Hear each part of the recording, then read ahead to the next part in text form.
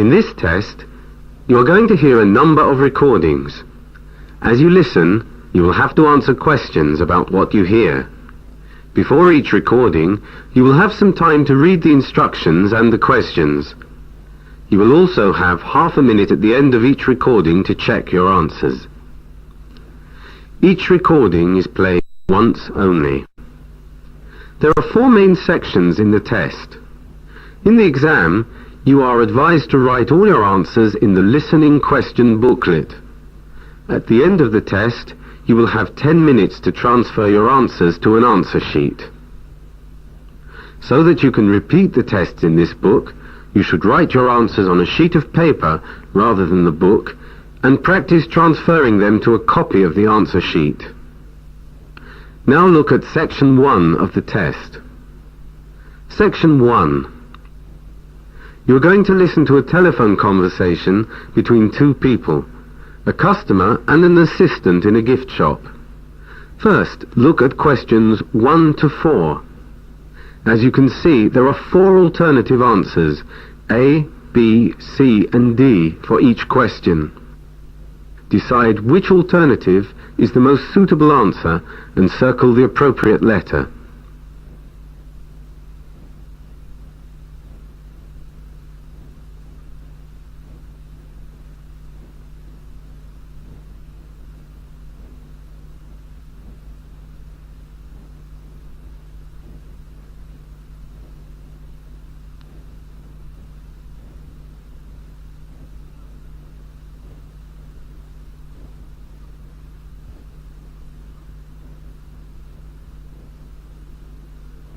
You can see that there is an example in the book which has been completed.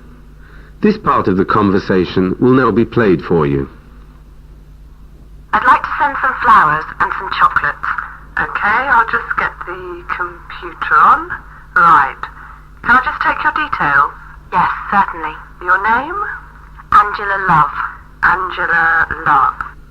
The customer wants to order some flowers and some chocolates. So C is the correct answer. Now the test will begin. Remember, you will hear the recording only once, so answer the questions as you listen. Now listen to the first part of the conversation and answer questions 1 to 4. I'd like to send some flowers and some chocolates. Okay, I'll just get the computer on. Right. Can I just take your details? Yes, certainly. Your name? Angela Love. Angela Love. And your address? 144A, Orchard Heights, Marsh Drive, Edinburgh. Right. And the postcode? I don't know. I'm just staying here for a while. Oh, it doesn't matter. What exactly is it you'd like to send? A bouquet of flowers. And how much would you like to spend? £30. Any particular flowers? I don't know. Something exotic, perhaps. Okay, and you wanted a box of chocolates? Yeah. To what value? Say £25. Right, £25. And the chocolates? What would you like? Dark, white, milk, liqueurs, or a mixture? Well, a mixture, I suppose, but no liqueurs. And more white chocolates than the others. I'll just write this on the order form. Mixture, mostly white, no liqueurs. That's it. And these are to go within Edinburgh? No, they're to go to Cardiff, in Wales. There'll be a delivery charge of £19 for both items, I'm afraid. For both, not each? Yes, that's right.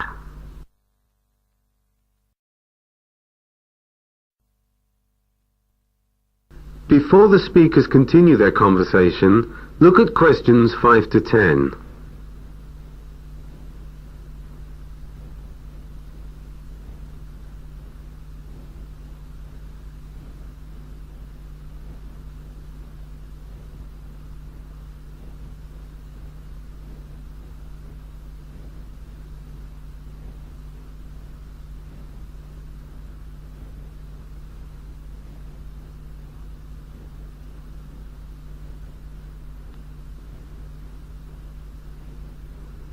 As you listen to the rest of the dialogue, complete the order form by filling in the numbered spaces 5 to 10. And how would you like to pay, madam? By switch card, if I may. Of course, that's fine. And the number? It's 569000. 569000. 212897. 212897. 884223. 884223. 7. 7. Can I just check that? 569000. 212897. 884223. Yes, that's it. So the total amount to be debited is £74. Okay. And to whom would you like them sent? To Mrs. Easter. That's Easter? Yes. And the address? 27. 27. Roundtree Road. Is that ROWNTREE? Yes, that's it. Cardiff. Cardiff. CA13 8YU. CA138YU. And did you want any message to go with the flowers and chocolates? Yes, congratulations on passing your test. Just let me know when you're out on the road. Love, Angie. Someone's just passed their driving test then? Yes, my mother. Your mother? Yeah, it's her 6th attempt. Oh, right. That is a cause for celebration. Yes. And when would you like them delivered? The day after tomorrow, between 9 and 11 a.m. That's the 17th in the morning between 9 and 11. I just need to take a daytime contact number. I'll give you my mobile number.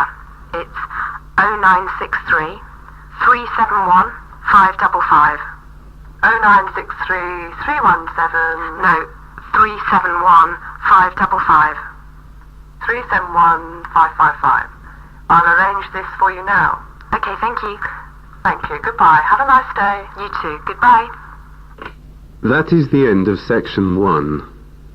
You now have half a minute to check your answers.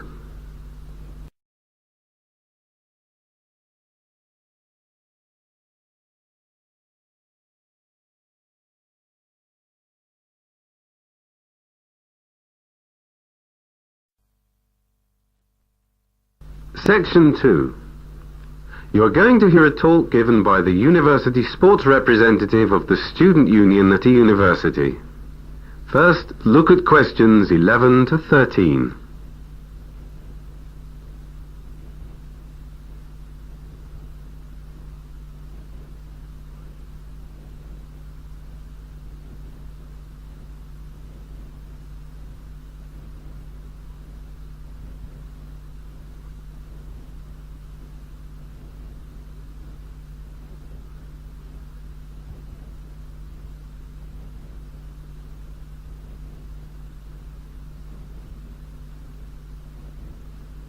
For these questions, there are 4 alternatives, A, B, C, and D. Decide which alternative is the most suitable answer and circle the appropriate letter.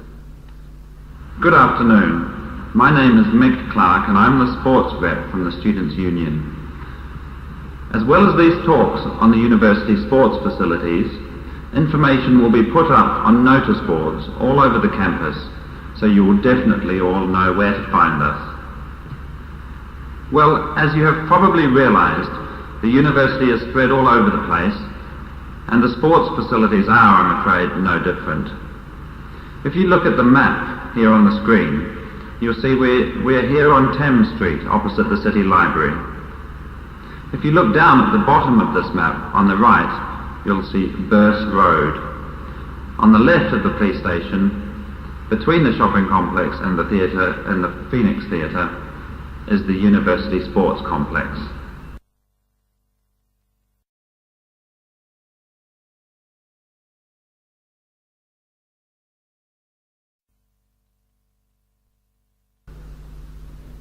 Before the sports representative continues his talk, look at questions 14 to 17.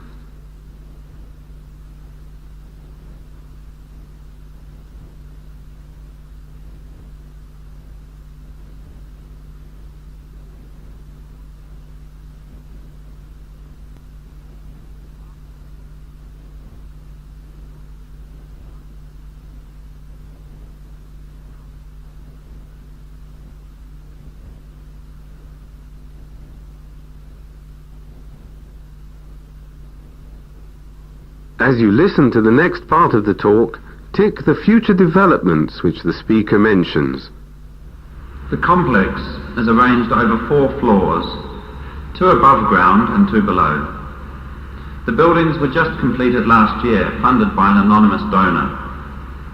The swimming pool is on the lower ground floor, and we're very lucky in that a full-size Olympic pool is to be built by the end of this academic year, along with a new sauna. In addition, there are a number of other facilities, including various courts, and I would strongly advise you to book well in advance if you want to use any of these courts, as they're very much in demand. We have full changing facilities, 3 large halls for aerobics and other classes, 3 squash courts and 2 badminton courts. And 2 other exciting developments in the pipeline are a state-of-the-art gym and an ice skating rink. There are also courts for playing softball and basketball, and there is, of course, a cafeteria which is run by the Students' Union, so the prices are reasonable. A welcome addition is the bar, which is due to open shortly.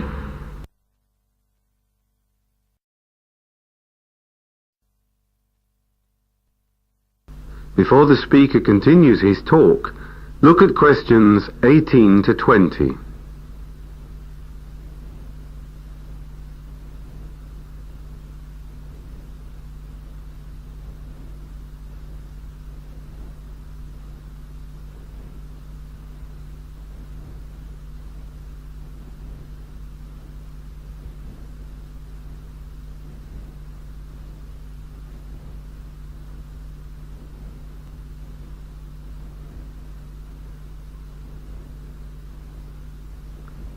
For these questions, there are 4 alternatives, A, B, C, and D. As you listen to the next part of the talk, decide which alternative is the most suitable answer and circle the appropriate letter. For outdoor sports, I'm afraid we have to go further afield. The university grounds for rugby, football, hockey, and cricket are on the edge of the city centre in the southwest, on the north bank of the river, as you can see from this map.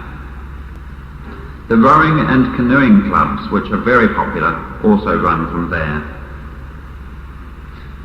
The only bus that goes to the university sports fields directly from here is the 553. No, sorry, it's the 53. It is fortunately very frequent and runs late into the night. The last buses either way are around 12:30. But there is also a minibus service which is pretty frequent and reliable, and the times are posted at the Students' Union office. If you want to join up for any of the clubs, you just have to see the reps on the stalls at the different societies' stalls outside. Anyway, thanks for taking the time to come in and listen, and I wish you every success whether you decide to take up some form of sport or not. That is the end of section 2. You now have half a minute to check your answers.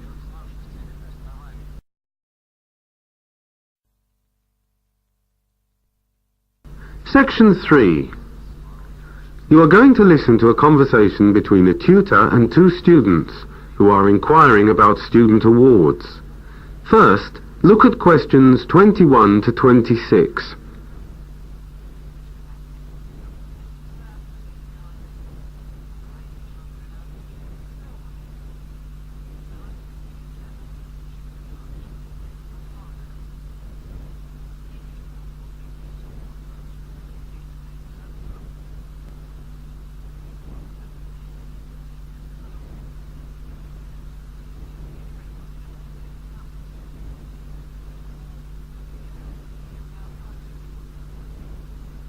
As you listen, complete the information about the FBT award.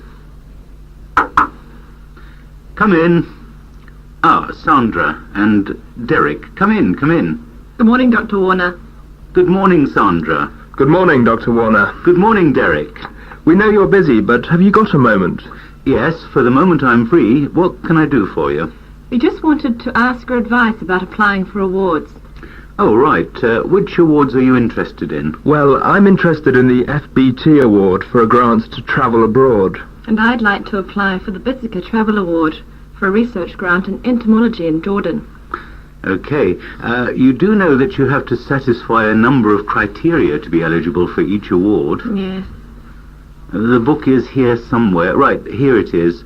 For you, Derek, let's see. The FBT award. The conditions for that are you have to be in your 4th year, as you are. Okay.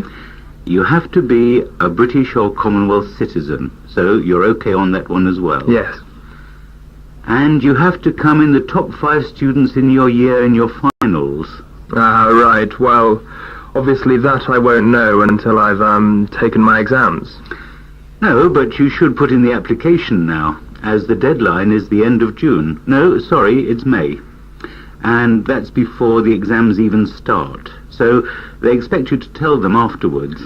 And are there any other criteria? Let's see. Well, it says here you have to be under 25 years of age at the end of your final year. Are you? I won't be 25 until September the 27th, so that's okay. And do I need any referees? Yes, 2. And I'm happy to do one for you, and... I was also thinking of asking Dr. Jameson. Yes, I'm sure he'll gladly do one for you.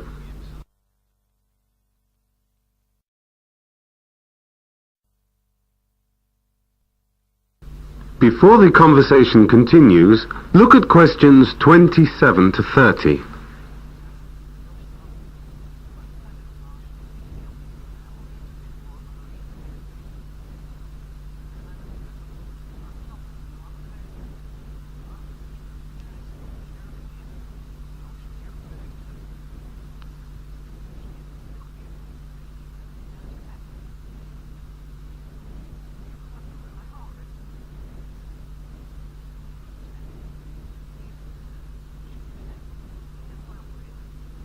For these questions, there are 4 alternatives, A, B, C, and D.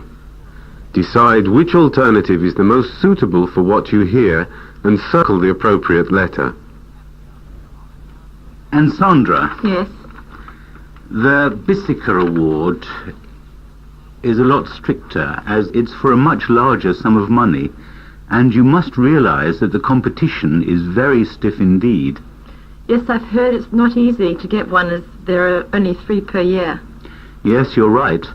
Unlike the FBT award, for which there are 10 bursaries, the first thing you have to know is that application is by way of a 5,000-word summary outlining how you intend to use the money.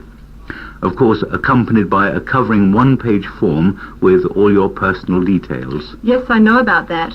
But what I wanted to know is whether there are examples of other applications I can look at. Well, not really.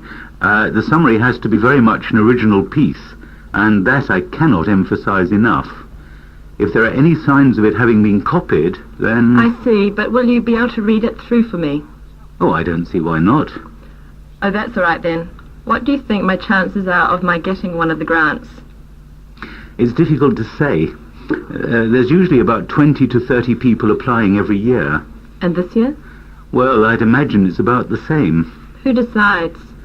Well, there is a panel of 5 trustees, and once you have submitted everything to the departmental secretary, they each receive a copy of your full application. But do you think I stand a chance? Well, as I said, it's not easy to say. It's up to the trustees. Okay. Another thing that I would stress is that the applications must be typed, very tidy and properly bound. With a ring binder? Yes.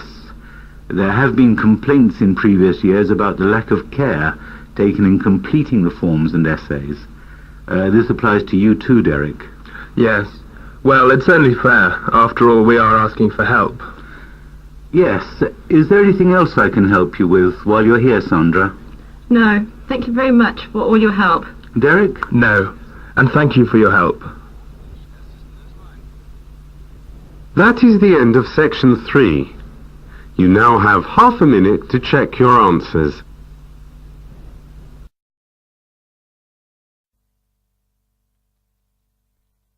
Section 4. You're going to hear a lecture delivered by a guest speaker on demographic changes. First, look at questions 31 to 36.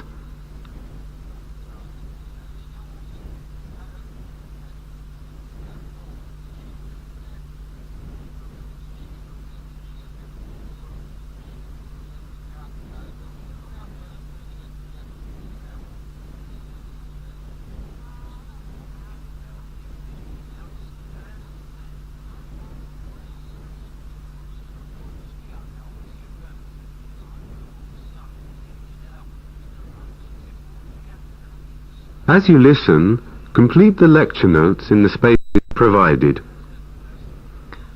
Thank you for inviting me here to speak to you today at your Department of Social Sciences. As I'm sure you already know, the title of my talk, Europe Goes Grey, relates to the marked demographic change which has taken place in Europe since the 1960s. Just a few statistics showing the projected trends will illustrate this.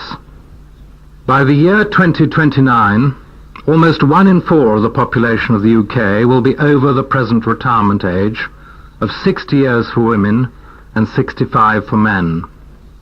By the year 2020, Italy, for example, will have both the oldest population, with 23.2% aged 65 and over, and, at the same time, the lowest fertility rate. Furthermore, a 1997 report from the UK Office for National Statistics notes that since 1950, the number of centenarians has increased at the rate of just under 7% a year, faster than for many other age groups, and will continue to do so into the next century. The main reasons for the generally increased lifespan are self-evident. These are simply a better diet, better housing, and above all the ever-improving standard of health care. The social reasons for the changed demographic profile of Europe, that is, the increasing proportion of the elderly relative to the middle and steadily diminishing young generations, are of course the falling birth rate as a result of widespread birth control and the education and increasing participation of women in the workforce.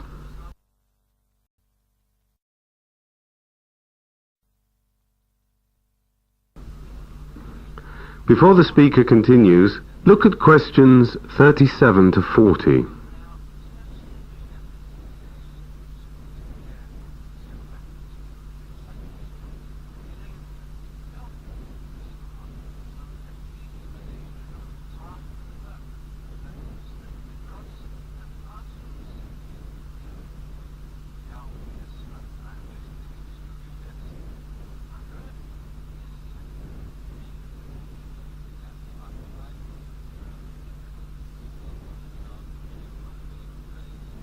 For these questions, there are 4 alternatives, A, B, C, and D. As you listen to the next part of the talk, decide which alternative is the most suitable answer and circle the appropriate letter. This change raises 2 profound questions, one social and one economic, and it is these that I propose to examine here today. At the end, I intend to share with you a few thoughts on how we can help make the lives of those in the third age more fulfilling and rewarding. Firstly, we need to recognize that the elderly are not a homogeneous group. They can range from a fit, active and independent 85-year-old to a 65-year-old with rapidly advancing Alzheimer's disease, to a retired 55-year-old with both a dependent parent and still dependent student children. The social aspect I referred to earlier is, of course, the big question. Who will care for the elderly? The question is a complex one, and I would like to illustrate this by making a few comparisons with the past. In earlier times, large extended families living in the same area were the norm. This meant the sharing of care for the grandparents' generation was usual. Now, however, the mobility of the population, combined with smaller families, often means there are, quite simply, no family members to take care of an older person.